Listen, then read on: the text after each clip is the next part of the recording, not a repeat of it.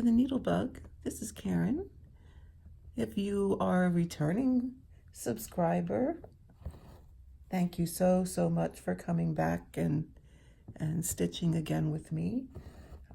We're gonna again stitch on the diagonal again today, and I do appreciate your returning and all your comments. And if you are new to my channel, thanks for stopping by.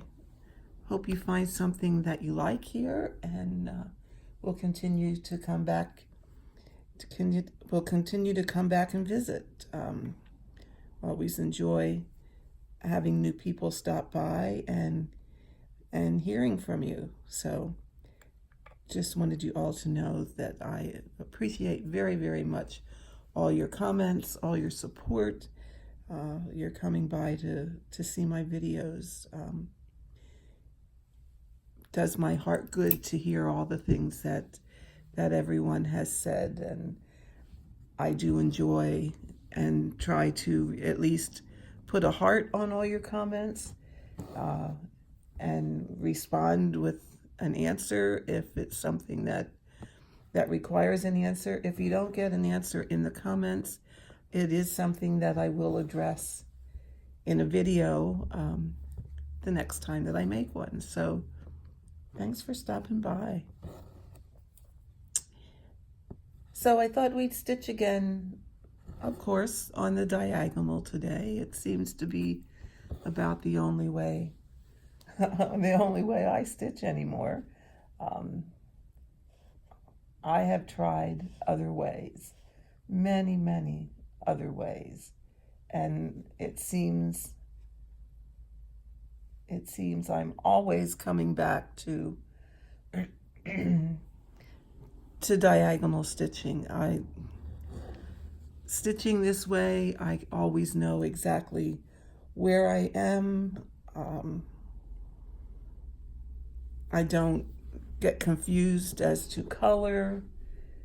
It's always right there. It's so much more, for me, so much more enjoyable than trying to do cross country or some other form of stitching. I don't know. I can wrap my head around it. I can do it, but I don't know. I just don't enjoy it as much as I enjoy this way and the stress-free. Okay, here we go. I guess that needle threader's not going to work. Doing it stress-free, this way is just so much nicer. I changed my needle here for my pin stitches to a John James ballpoint beading needle.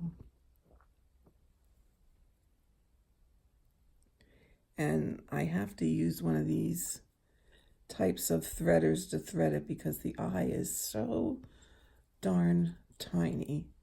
And for me, this is just so fiddly. I'm not so, see, even that's tight. And I'm not good at threading a needle this tiny, because I can't see it, by just doing the old floss licking thing. I can't, so I just can't find the eye easily. So, but I do like this needle for pin stitching because it is extremely sharp. It goes through the thread, the fabric threads really easily. And I don't have to fuss with it so much. So there we go. Now hopefully we'll get back to some.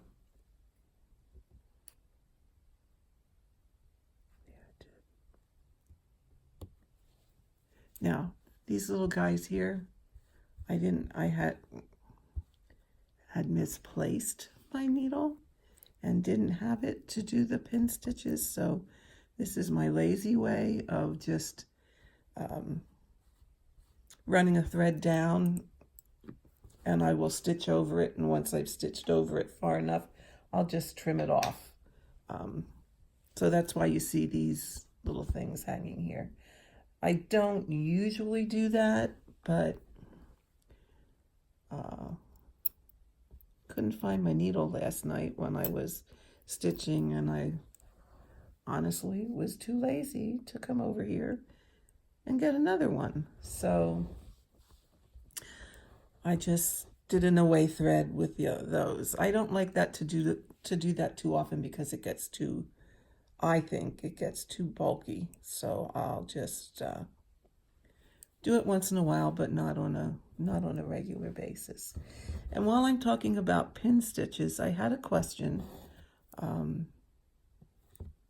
about what I do when I get to the last row of pages. Okay, so we're at the end. If we ever get there on this one, we're at the end of the design. We're at the very last row of pages.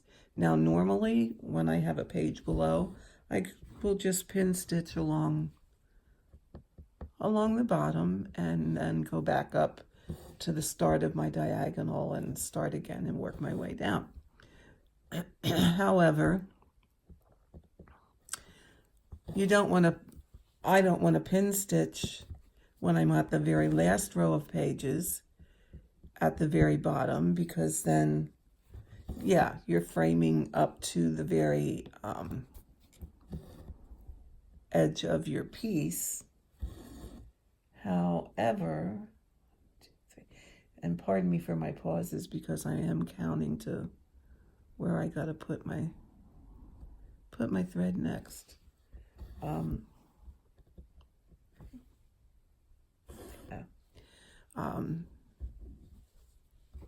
I don't like to take the chance of the possibility of them showing. So what I do then is I'll just flip the work over and bury the threads in under the stitching in the back, just like you would on any other cross stitch piece.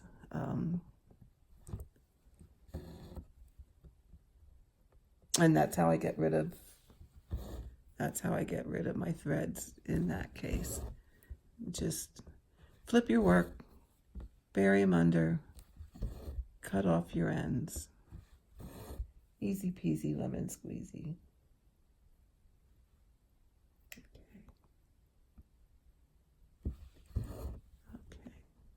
Have to watch a little closer here. This is not a high confetti area, but there is a fair amount of color changes. Oh, silly. Okay. Another question that I had is, if you tent stitch on the diagonal, does anything change? And to be perfectly honest with you,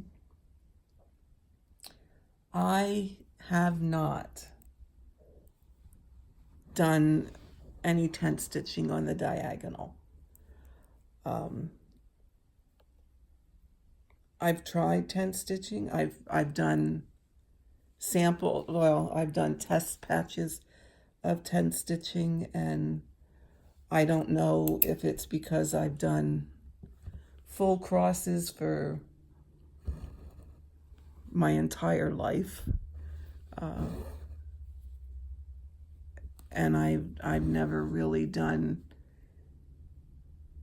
any tent stitching, but I just can't get past the look of it. I just don't like the way it looks compared to regular cross stitch. I don't know, and that's my own thing. And I think tent stitching, number one, boils down to everybody's own personal preference and what you like and what you don't like. Does it go faster? In all honesty, I can't answer that because I truly, truly don't know. However, I would think since you're only doing the first leg,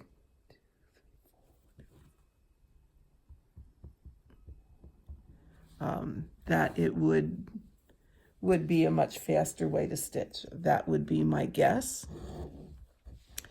But as far as anything changing, stitching on the diagonal, my first thought would be, I don't think so.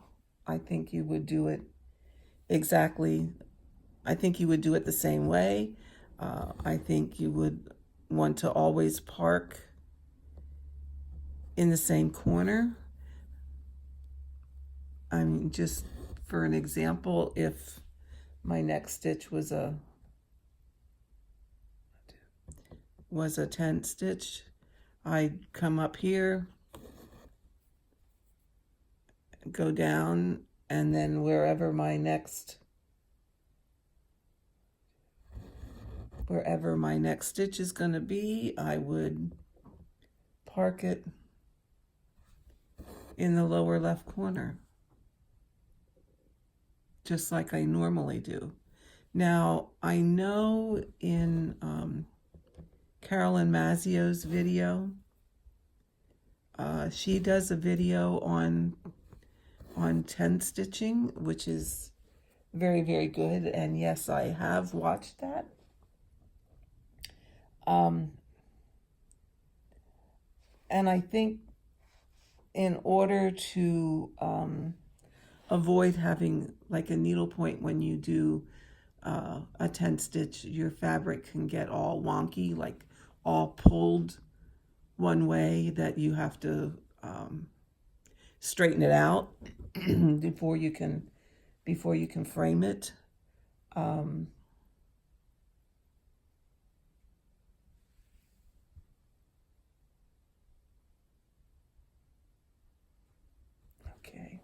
Okay, pardon me if I jiggle you here. I gotta reach for my colors. I need a new color. Oh, I ended that one off. Okay.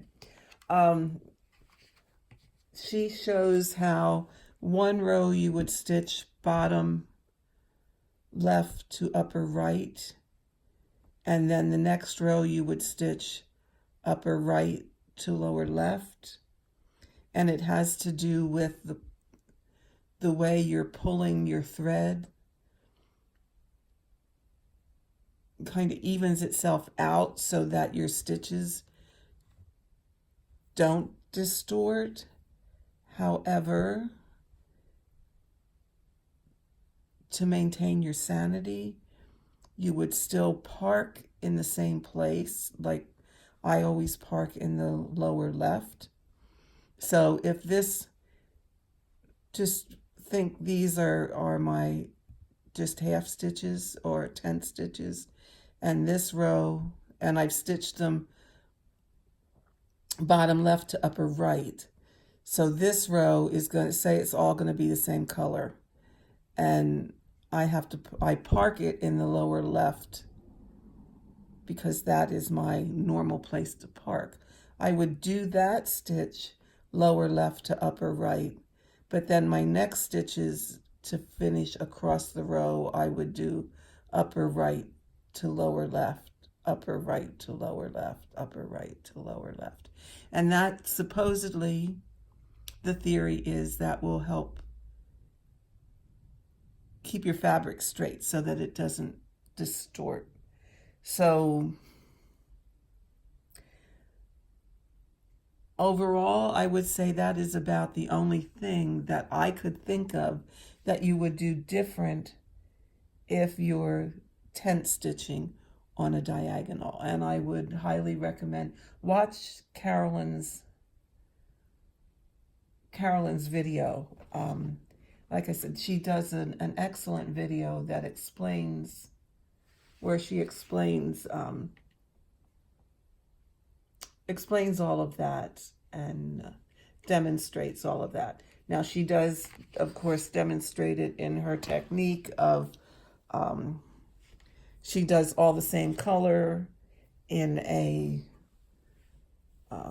10 by 10 block. So she's not stitching line by line, she's not stitching on the diagonal, but you can take those same principles and apply them to what you're doing on the diagonal. So I would say, give it a try. Go check that one out, and hopefully that gives you the information you need to be able to do tent stitching on the diagonal. Okay. I have to start a couple new colors on this row. Of course, that's always the case when you when you want to do a video. Just when you think you're at a spot where there's not a lot of confetti and it's not a lot of color changes, and you can talk and stitch at the same time.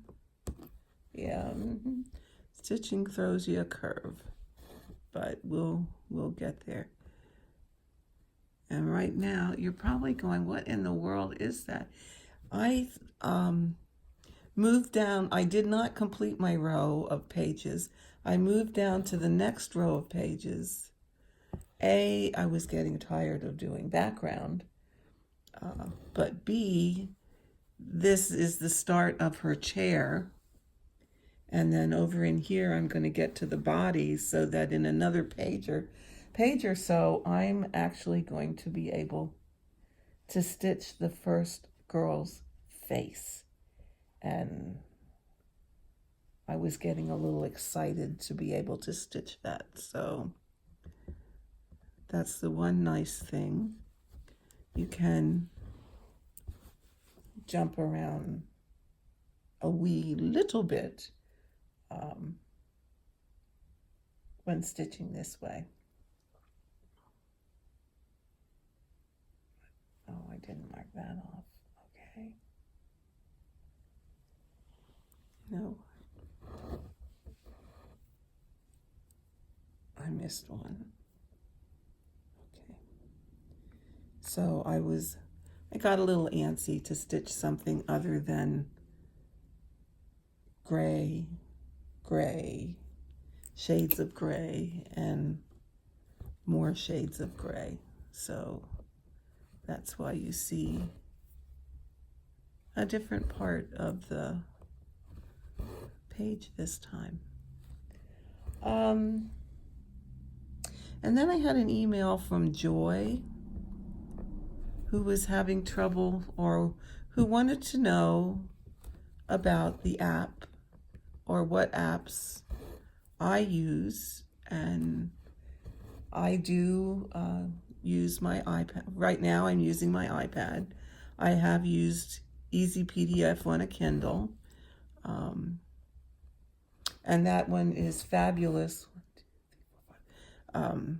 When you want to search, you can also use Easy PDF on your iPad. But Joy wanted to use Goodreader, which is an excellent app for cross-stitching. And she was going to buy an iPad, which she did. And I got this email that she was so stressed and so frustrated. And I can't say as I blame her, because her charts are not, and this is the whole gist of this, her charts, she will have to scan onto her computer and then put on her iPad, as opposed to being purchased as a PDF. Okay, PDF, yep, it's easy. You just drop it into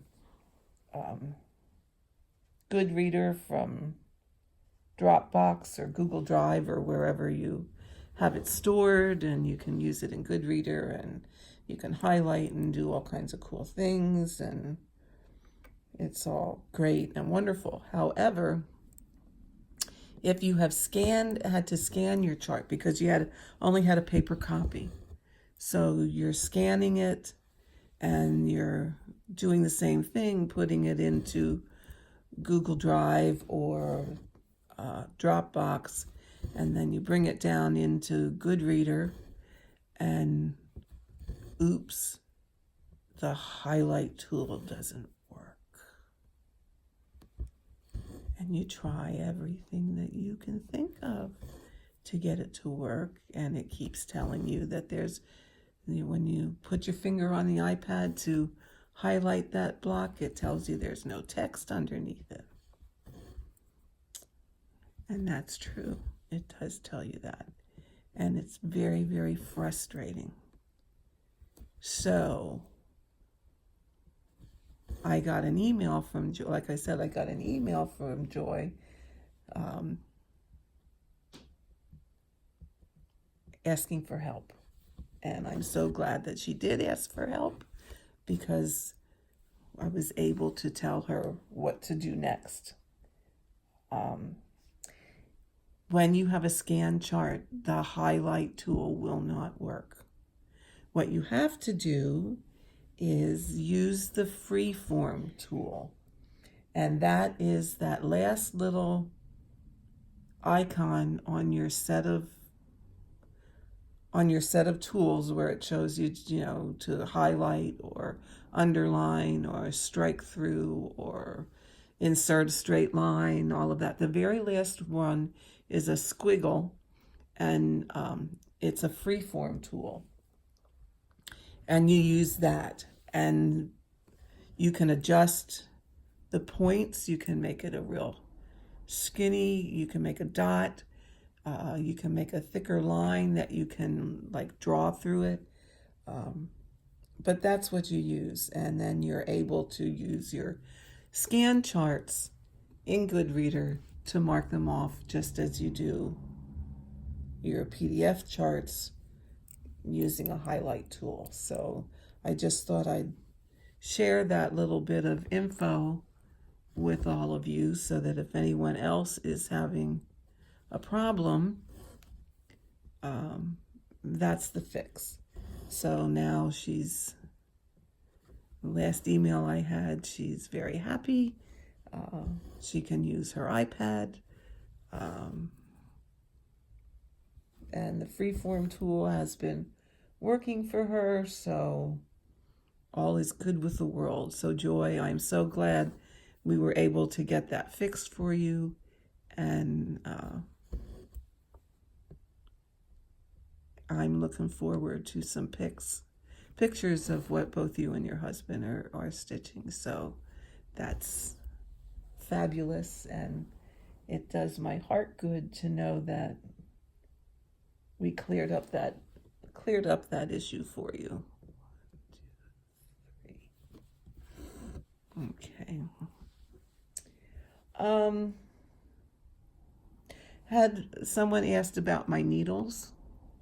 Here we are. And notice that, let's see if we can see it here, that there's a little ball on the end of them.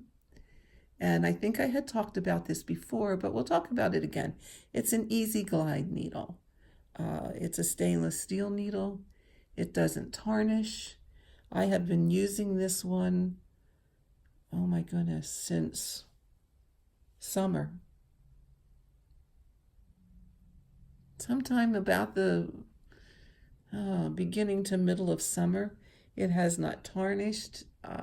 It doesn't, how some needles, after they get older, you can feel them drag through your fabric. It has not done that. It will discolor, so don't think that discolor is tarnish, because it's not. This is a stainless steel needle, and it will not tarnish. It will sometimes discolor. What I have done when it does that is I have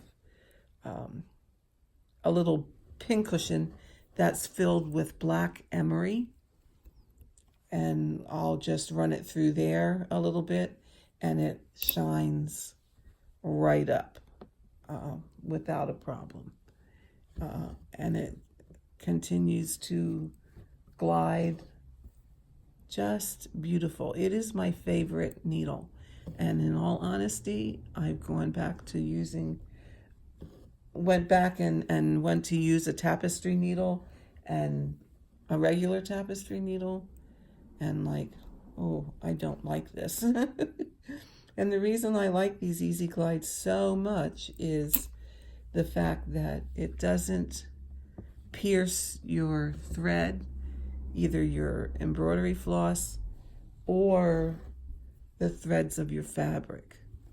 And that for me is a game changer. I think unthreaded. That's the one thing I don't like. It unthreads so easy, especially when your threads get a little bit shorter.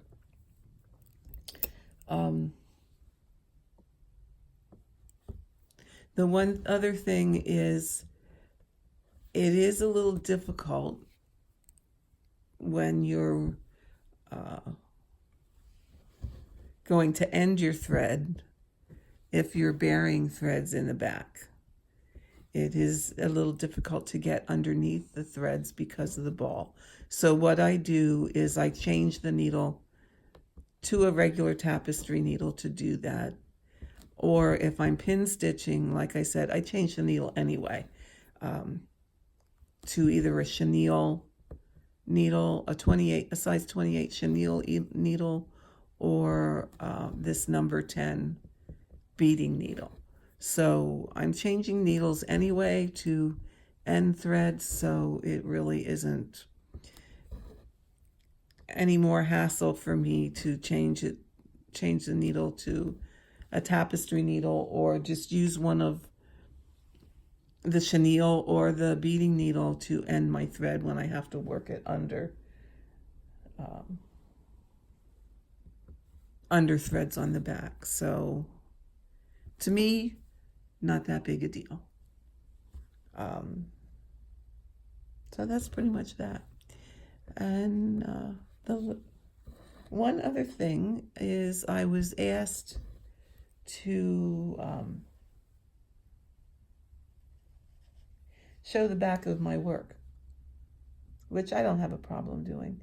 And the reason that this person asked was because this piece has so many different styles of stitching on it. I stitched cross country. I stitched extreme cross country. I stitched in columns without feathering. Now that's straight columns up and down without feathering. I stitched in columns with feathering. And I stitched on the diagonal.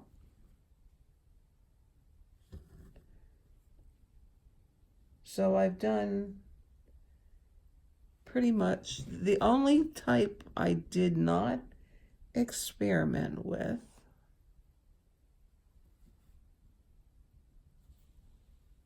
would be stitching 10 by 10 blocks across, as opposed to 10 by 10 blocks down.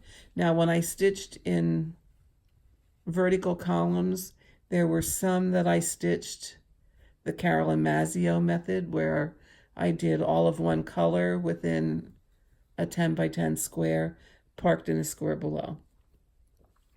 There were some where I did line by line, the way I'm doing on the diagonal, only I did it in straight columns. There were places where I did it in straight columns, but I feathered into the next column. So I chalk this piece up as an extreme learning piece because there's a little bit of everything on it. And in the video that I made, I show you the front, of which from the front you really cannot tell what I stitched where. And then I show you the back and all the different techniques that I use or have used. And still, I really got to say, stitching on the diagonal is my favorite. Now, I will say, let me add this also. Just as an experiment, I thought, because on the diagonal, what I'm showing you and what I do 90%, 95% of the time, except for the little bit of testing, I stitched line by line. And I have found that to be the easiest for me. What makes the most, well, it all makes sense to me, but it's the most consistent way, and I don't get confused with like what color did I stitch, what color do I need to stitch. It makes parking easier because I'm not having to filter through other threads to either stitch or find the right place to park. I just like going line by line, much, much better. So with that, what I did try is Carolyn's method of stitching a 10 by 10 diagonal square. And nope, not so much. Didn't really go for that. It was not, I ended up going, this is not, I'm trying to figure out what the word I want is.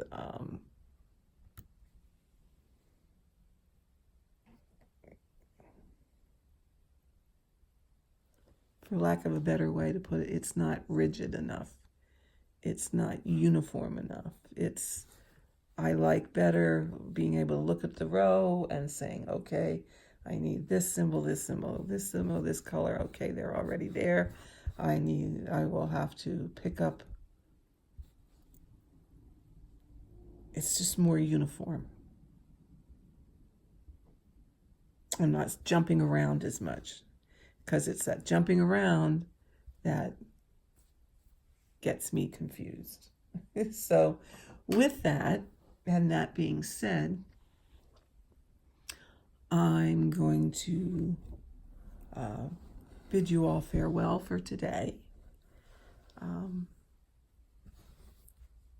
And I'm going to insert the video here of I'm going to insert it at the end of this so that you can see what the back looks like. There are places where it looks really nice, and there are places where it looks really bad. And when I was in a really heavy confetti area, that's some of the worst places that it looks, depending on the technique that I was using. So it really does give you an idea of what your backs look like on different techniques. So with that, folks, I'm going to say goodbye for today. Happy stitching. Enjoy the rest of your week and weekend. And I hope to see you all next week. Once again, thank you all so very, very, very much for coming back to see my videos or to listen to my videos. And welcome to any new people. If you like what you see, please subscribe. Doing this brings me a lot of joy, so I will see you all next time. Bye-bye. was asked to do a quick video on what the back of my work looks like. So I'll go through, try and go, if I can remember, try and go through the different techniques I used at different spots on this Stitcher's Retreat. So when I started out with cross country, and that was here. And here, the next page, I switched to doing columns. But what I was also doing on these columns was feathering into the next column when the color ran that way. I continued with columns across to about in here where I went back to cross country again. Yeah, that's what I did there. I went back to cross country. And then as I moved across, I went back to columns and I finished out this row with columns. And you can see the column lines on the back here. You also might be gonna see a kitty cat here in the pic. Oh, there he comes in the picture. Then I went back over here, and again I was did cross country in here. Went back to columns again. Okay, Odie, you gotta move off of here. All right. When I got to this area, I was doing cross country in here. And then I started, okay, I did columns, up and down columns here. And it was about here where, no, it was here where I started on the diagonal. So you can see diagonal columns going in this direction. And I decided I didn't like stitching in this direction, so I switched my columns to this direction. So you can see the lines in between the columns here.